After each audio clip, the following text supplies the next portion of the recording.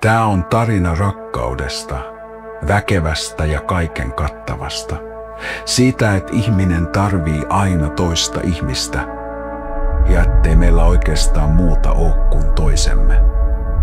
Vaikka just nyt tuntuisi mahdottomalta, niin muista, että oot jo tänään kaunis ja väkevä.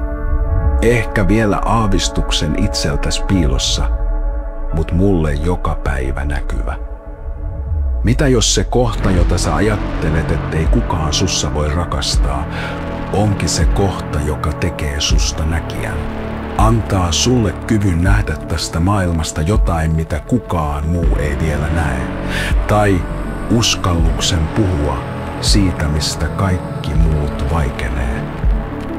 Tää on tarina rakkaudesta, väkevästä ja kaiken kattavasta. Tervetuloa Toivolaan.